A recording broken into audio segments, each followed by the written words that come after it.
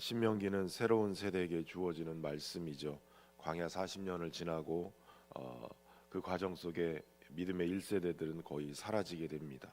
그리고 가나안 땅에 들어갈 2세대를 요단 강 건너편에 있게 되어지는데, 이때 모세는 이제 가나안 땅을 들어가서 어떻게 정복할 것인가, 이런 새로운 전략이나 전술을 지금 얘기하지 않고 도리어 과거에 하나님이 어떤 일을 우리에게 행하셨는가, 그것을 얘기하고 있습니다. 믿음이라는 것이 미래에 어떤 일이 일어날 것이다라는 예측에서 나오는 것이 아니라 하나님이 우리에게 어떤 일을 행하셨는지 그것을 기억하는 데서부터 나오기 때문에 그렇습니다. 오늘 본문의 신명기 3장의 말씀은 요단 동편에서 이미 경험한 승리를 다시 들려주고 있습니다. 시온왕, 바산왕, 옥, 그리고 그 땅을 어떻게 정복하고 어떻게 분배했는지 이미 지나간 역사이지만 하나님이 그곳에서 어떻게 역사하셨는가, 그것을 통해서 다시 써내려갈 가나안 땅에, 이 약속의 땅을 정복하는 그 과정에 필요한 순종을 배우게 만드신 거예요. 올해를 시작하면서 우리 또한 가야 할 길도 아직 남아 있고, 또 넘어야 될 요단강, 정복해야 될 땅도 많이 남아 있죠. 그때 하나님은 우리에게 얼마나 준비되었느냐라고 묻는 것이 아니라 내가 여기까지 어떻게 인도했는지 기억하고 있냐라고 물으시는 거예요. 저와 여러분이 하나님을 기억하고 그 하나님을 향한 믿음 안에 설 수 있기를 바랍니다. 먼저 1절에서 11절까지 보면 하나님께서는 이 바산왕 옥과의 전투를 상세하게 회상을 하고 계십니다. 바산왕 옥은 단순히 지역의 왕이 아니었죠. 오늘 본문에 보면 르바임 족속의 마지막 생존자다라고 얘기하는데, 고대 근동의 이 거인의 상징이 바로 이 르바임 족속이었어요. 그런데 오늘 본문에도 보면 이 르바임 족속의 마지막 왕이었던 이 바산왕 옥, 그 사람의 거기를 정복하고 그 사람의 철 침대를 이렇게 크기까지 기록해 놓은 것을 보게 됩니다. 11절에 보면 그 침상의 크기, 규빗으로 재면 그 길이가 9규빗이고 너비가 4규빗이다. 이 규빗은 이 손끝에서부터 팔꿈치까지의 길이를 얘기해요. 대부분 45cm나 50cm 정도 크기를 얘기하는데, 계산하기 쉽게 50cm다 그러면 4.5m 정도 길이가 되는 거예요. 그러니까 이 바산왕 옥의 키가 못해도 한 4m 정도 되는 크기인 거예요. 골리앗이 그렇죠. 골리앗도 거의 4m 가까운 크기를 있어요. 옆으로도 2m가 넘는 거예요. 그러니까 지금 그들의 이 거인족들을 봤을 때 이스라엘이 경험할 이 두려움 분명히 있을 거예요. 그런데 이번에는 달랐어요. 40년 전에는 그들의 크기를 보고 두려움에 빠져서 우리는 그들의 메뚜기 같고 그렇다라고 좌절하면서 다시 애굽으로 돌아가겠다라고 막 울고불고 할 때가 있었단 말이죠. 그런데 그런 르바임의 족속 마지막 생존자 옥을 대하면서도 이들이 두려워하지 않고 그 공포를 믿음으로 이겨낸 거예요. 40년 동안 하나님이 그들을 어떻게 인도하셨는지 그것을 기억해내고 믿음으로 대처해 나가는 거예요.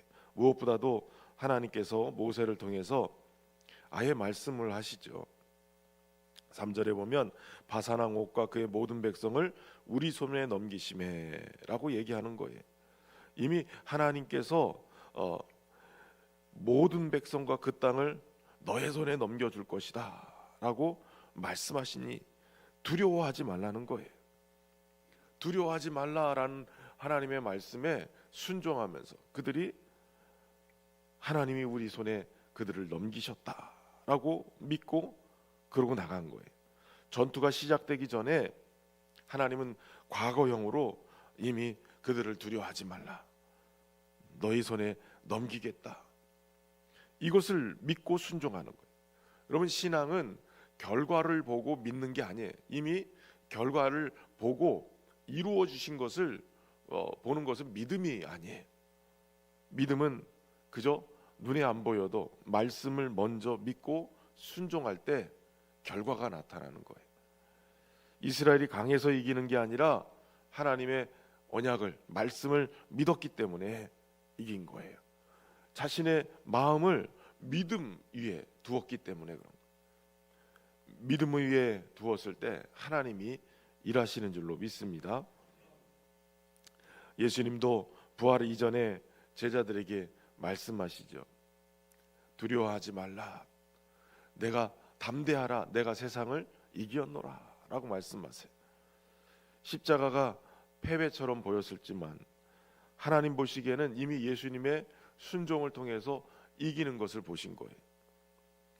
죄와 절망, 죽음 속에서 흔들릴 때 하나님은 예수님의 십자가를 바라보라고 말씀하세요. 이미 이긴 싸움이에요. 예수님이 죽음을 정복하고 마귀의 권세를 깨뜨리신 거예요. 그렇기 때문에 눈앞에는 당장 이 르바임의 왕, 이 옥과 같은 그런 엄청난 문제가, 태산 같은 문제가 있다 할지라도 두려워하지 말라. 이미 내가 세상을 이기었노라. 주님 말씀하신 그 말씀대로 주님을 바라보면 오래된 문제, 더욱 커 보이는 그런 상황, 반복되는 죄 분명하게 이기게 될 줄로 믿습니다. 믿음은 상황이 바뀔 때마다 생기는 게 아니라 상황을 바라보는 시선이 바뀔 때마다 시작되는 거예요. 믿음의 시선으로 주님 바라보고 승리하는 우리 모두가 되기를 주의 이름으로 축원합니다. 12절부터 17절에 보면 기업을, 땅을 분배해서 루벤, 갓, 므낫세 반지파에게 주시는 내용을 담고 있어요. 바로 이 옥과 그의 나라였던 바산, 이 지역들을 정복하면서 므낫세 반지파에게 주었다는 거예요. 그런데 이 므낫세의 아들 야일이 그 모든 지파들을 다 정령하고 이 바산을 하봇 야일이다, 야일의 땅으로 부리게 되어지는 거예요. 여러분, 오늘도 우리의 삶의 자리에 이 골리앗과 같은, 바산 옥과 같은 그러한 문제들을 정복하면서 그들의 이름으로 불려지는 게 아니라 나의 이름으로 불려지는, 이 땅은, 이 문제는 내가 정복했으므로 나의 이름으로 불려지는 그러한 역사가 있기를 주의 이름으로 축원합니다. 이 세 지파 반은 요단강 동쪽에서 이미 땅을 정복하고 그 땅이 목축에 적합한 땅이었기 때문에 모세에게 가서 요청을 하죠. 이곳에서 우리가 기업을 얻고 정착하게 해 주십시오. 그런데 중요한 조건이 있었어요. 다른 족속들이 다 지금 요단 서편에 가서 정복을 해야 되는데 요단 동편에서 이 두 지파 반이 남아 있으면 기운이 빠지고 같이 정복하는 그 일을 두려움 속에 멈출 수 있기 때문에 너희가 같이 무장한 채로 요단을 건너서 형제들과 이 요단 서편을 정복하기까지 함께 해야 된다는 거예요.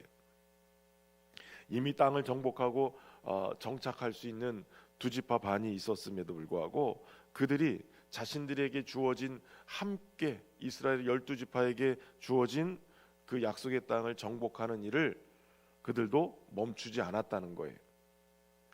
그 은혜를 책임 없는 특권으로 남겨두지 않고 먼저 정복하고 먼저 받았다 해서 나는 여기까지 됐으니까 멈추지 않고 그들 중에 용사들이 함께 넘어갔어요. 그리고 같이 정복했어요. 여러분, 은혜를 내가 받았다, 나는 이쯤이면 됐어 하고 성도들이, 교회가 멈춰서는 안 된다는 거예요. 먼저 받은 자가 더 많이 섬겨야 되고 이미 안식을 누리는 자가 아직은 싸워야 되는 그 땅을 같이 정복해 나가야 된다는 거예요. 다시 말하면 여러분, 교회의 모습이 바로 이래야 된다는 거예요. 다 같은 방식으로 은혜는 받지 않았지만 같이 사명 안에서 부름을 받았어요. 누구는 먼저 회복을 경험하기도 하고, 누구는 먼저 신앙의 자리도 잘 잡았고, 누구는 먼저 은혜의 평안을 누리기도 해요. 그렇다고 난 여기까지 했으니까 이만큼이면 됐어 하고 멈춰서는 안 되는 거예요. 왜냐하면 함께 세워져야 될 사람이 있고, 또 함께 세워져야 될, 회복해야 될 사람이 있고, 함께 은혜 받아야 될 사람이 우리 지체들 중에 있는 거예요. 그렇기 때문에 여러분, 믿음의 공동체는, 은혜의 공동체는 항상 먼저 정착하고 먼저 누리는 사람이 같이 헌신을 할 때 교회가 세워지는 거예요. 신앙생활이 내가 얼마나 편한가 이걸로 정리되면 교회는 점점 약해져요. 그러나 하나님이 내게 주신 이 자리를 통해서 내가 누구와 함께 싸워야지, 내가 누구와 함께 기도하면서 일으켜 세워야지, 이렇게 헌신의 자리로 같이 나가게 될 때 교회가 드디어 살아서 움직이게 되는 거예요. 여러분, 우리 교회가 믿음의 헌신자들이 많이 일어나서 주저앉지 않고 도리어 함께 싸워서 같이 약속의 땅을 점령해 가고 그 지경이 넓어지는 은혜를 누릴 수 있기를 주의 이름으로 축원합니다. 18절에서 29절에 보면 모세의 이야기가 나오죠. 특별히 가나안 땅을 들어가고 싶은 열망에 하나님 앞에 간절한 마음으로 요청을 하지만 하나님이 허락하지 않으세요. 이제 그만해도 족하니 이 일로 다시 내게 말하지 말라라고 얘기해요. 어떻게 보면 냉정해 보이는 말씀이에요. 그러나 그 속에는 하나님의 깊은 섭리가 있죠. 모세가 지도자임에 분명하지만 그가 약속의 주인공은 아니었어요. 그 약속은 하나님께 속해 있고 그 약속은 다음 세대를 통해서 이어져 가는 거예요. 모세가 계속 붙들고 있으면 여호수아가 세워지지 않아요. 모세가 계속 붙들고 있으면 하나님이 드러나지 않아요. 요단을 건너서 서쪽으로 가면 이 여호수아와 믿음의 2세대들이 자신들의 어떤 사역들과 삶을 개척해내지 못하고 그저 계속 와서 모세만 바라보고 있는 거예요. 어떻게 하면 좋겠습니까? 뭐 어떻게 해야 되겠습니까? 계속 묻게 되는 거죠.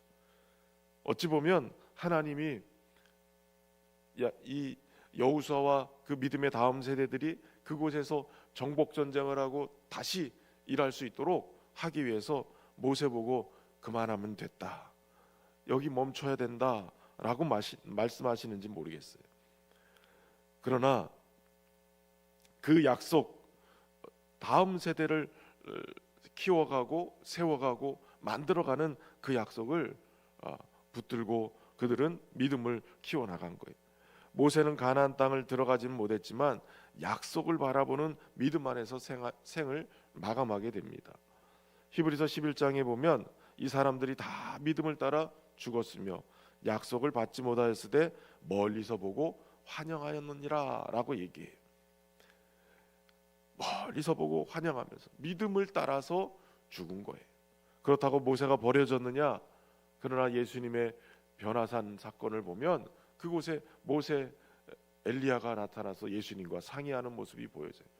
버려진 게 아니라 멈춰진 거예요. 멈춰진 거. 오늘도 우리 예수 그리스도를 기다리며 살았던 구약의 모든 성도들이 믿음을 따라서 바라보면서 멀리서 보고 환영하며 생을 마감했지만 오늘 우리가 예수님을 바라보면서 우리 또한 그렇게 믿음으로 바라보면서 여기까지 저기까지 주님의 걸음이 인도하는 대로 따라가야 될 줄로 믿습니다. 모든 열매가 내가 직접 수확할 수 없어요. 여러분, 전도도 내가 뿌려서 내가 거둘 수도 있지만 내가 열심히 뿌려놓으면 누군가가 와서 또 거두기도 해요. 교회 학교나 사랑방이나 여러 봉사부서에서 뿌려놓는 게 그게 내 열매로 다가오진 않을 수도 있어요. 그러나 믿음으로 뿌려놓으면 누군가가 거두게 되는 거예요. 여러분, 좋은 교회에서 신앙생활하기를 원하세요? 그러면 여러분이 좋은 교인이 돼서 좋은 일들을, 선한 일들을 자꾸 뿌려놓으세요. 교회가 문제없는 교회가 없어요. 다 똑같아요. 어디 교회든 다 똑같아요. 그러나 좋은 교인이 많을수록 좋은 교회가 되는 거예요. 좋은 믿음으로 자꾸 문제가 있다고 해서 문제를 파헤쳐 가지고 문제를 자꾸 키워서 문제를 만들어내기보다는 어려움이 있을 때마다 기도하고 함께 또 용납해주고 용서해주고 그러면서 권면의 말, 사랑의 말, 그러면서 계속 좋은 믿음의 토양들을 만들어 가다 보면 교회는 좋은 교회가 되는 거예요. 함께 해보자, 함께 가자, 위로하고 같이 믿음의 짐을 짊어지고 사명으로 같이 나가면 그 교회가 좋은 교회가 되는 거예요. 여러분, 대형 교회들 보고 어느 날 갑자기 뻥 해가지고 수천 명 되는 교회가 된 게 아니에요. 그 교회의 역사 속에 정말 믿음으로 헌신한 사람들, 이 함께 싸우러 나갔던 4만 명의 이 두 지파 반 용사들과, 그리고 그저 바라보면서도 내가 여기까지인가 보다 주님 말씀대로 순종했던 그런 모세 같은 사람들이 있었기 때문에 교회가 여기까지 온 거예요. 저는 우리 신현교회가 72년 동안 이제 72년 꽉 채워가죠. 하나님께서 그런 사람들을 통해서 세워가고 여기까지 인도하신 줄로 믿습니다. 더 좋은 교회가 되려면 저와 여러분이 오늘 내 믿음의 자리에서 한 걸음 더 기도하고 한 걸음 더 나가서 순종하고 한 걸음 더 열심히 나가서 봉사하고 우리의 말에서 하나씩 믿음의 씨앗을 이렇게 심어가야 되는 거예요. 비판하기보다는 존중하고 사랑하고 그러면서 계속 믿음의 언어들로 심어 나가면 좋은 결과가 있게 될 줄로 믿습니다.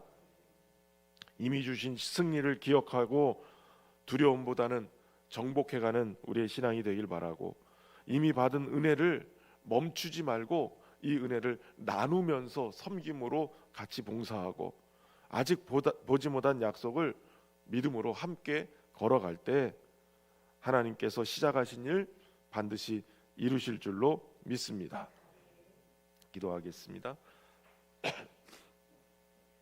신실하신 하나님 아버지, 우리가 아직 보지 못한 내일을 염려하기보다는 이미 인도하신 은혜를 깊이 기억하며 두려움이 아닌 믿음으로 남은 우리의 인생의 여정 속에 순종으로 걷게 하여 주옵소서. 무엇보다도 우리의 삶이 다음 세대를 향한 믿음의 다리가 되게 하시고 이미 승리하신 예수 그리스도를 바라보며 오늘도 충성되이 살아가게 하여 주옵소서. 우리에게 산적한 여러 문제들 그것 바라보고 포기하는 대신에 오늘도 승리하신 주님 바라보며 소망으로 일어나게 하여 주옵소서. 주의 몸된 교회가 여기까지 인도하신 하나님 더욱더 간증하며 기억하며 믿음으로 성장하게 하시고 더욱더 믿음의 후배들을 아름답게 세워가는 그런 많은 헌신자들이 일어나게 하여 주옵소서. 그래서 쇠퇴하는 교회가 아니라 부흥하는 교회로, 죽어있는 교회가 아니라 살아있는 교회로 우리의 믿음을 증거하며 살아가게 도와주옵소서. 정성으로 준비한 귀한 예물 올려드립니다. 부족함 없이 채워주시고 주님의 넘치게 하시는 은혜를 고백하며 살게 하여 주옵소서. 오늘도 승리하신 주님을 의지하며 예수님의 이름으로 기도하옵나이다. 아멘.